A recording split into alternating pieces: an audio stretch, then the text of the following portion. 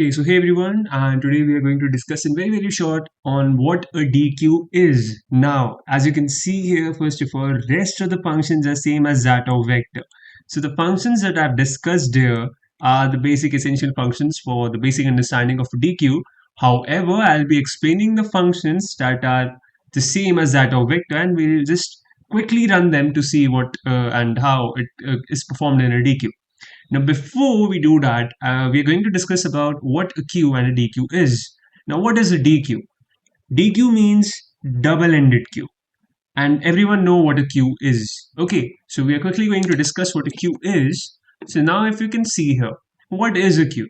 The queue we know works on the principle of first in and first out. That is the FIFO. This is what the queue works upon.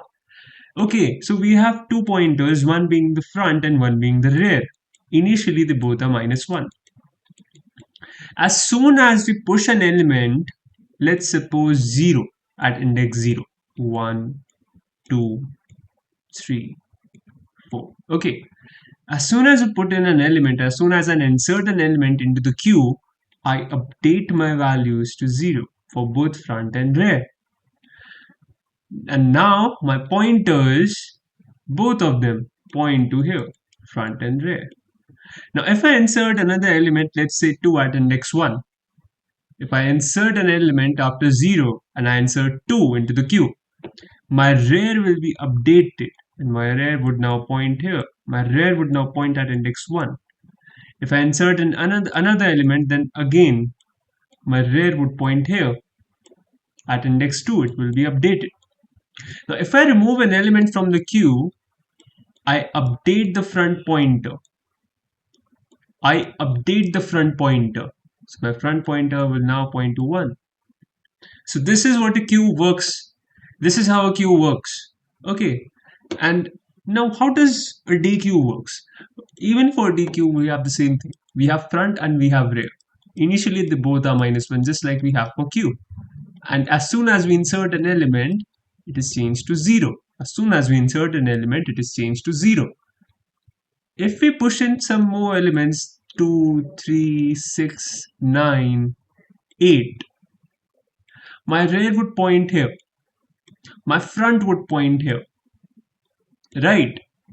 Now the magic of DQ is, let's just write the values here. Index 0, index 1, index 2, index 3, index 4, and index 5. So right now my index for rear is 5. And for front is 0. Now, if I want to just see and check, if I want to remove an element from the back of my queue, that is, if I want to remove element that is the 8 and not 0, then what I'll do? If I try something like this in a queue, it will not happen because it works on the principle of FIFO. But we can do this in DQ. We can simply just update this element. 4. The element is removed and our rear now points to here. If I want to remove it from the front, I remove it from the front. Now my front points to index 1. So this is how DQ works. As simple as that. And this is what I've done even here as well. So if you see carefully. So again, before we start with that, just like we declare a vector, we declare DQ as well. How do we declare a DQ? We're quickly going to see it. First, we write DQ. Okay, we take the data type and we name our DQ. Let's say D. Now, I've initialized it, but now at the moment my queue is empty. If I initialize my DQ of data type int, okay, with size, let's say 3, I'm going to get a DQ something like this. Initialized, all the indices initialized to 0, all the values being 0. If I pass in a value, let's say 10, then I get all the values at all the indices as 10. If I want to update this, if I want to increase the size and decrease the size of my DQ, I can do it, because just like a vector is dynamic in nature, DQ is also dynamic in nature. Okay, so this is how simply it is going to work. Now, talking about different kind of functions and how do they work. Okay, so we have seen we have seen in vector that the pushback function pushes the element at the end of the vector. Similarly, the pushback function in terms of dq pushes the element at the end of the dq. All right. So first I push back 30, then I push back 40, then I push back 50, then I push the element at the front, that is 20. So the element is being pushed in the front of the DQ.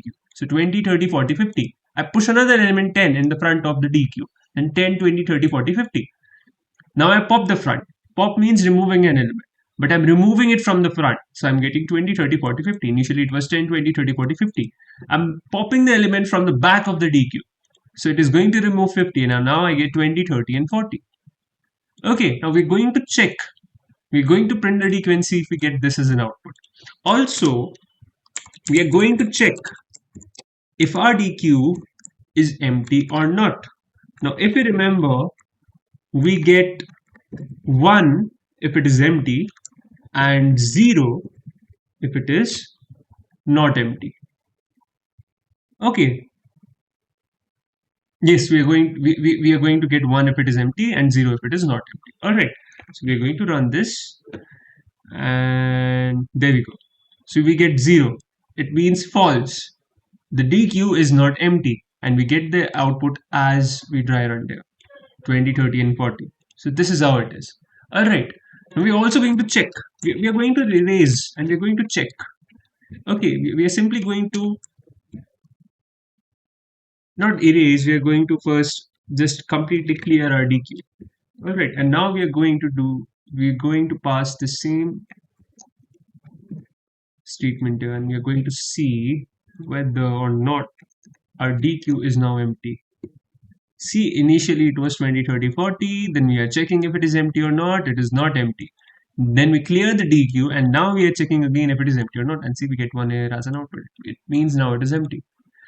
Now let's say I just push in more elements. Let's say I'll now just insert a few more elements. Okay, so we know there are two ways to insert, one being the start position and another being the end position.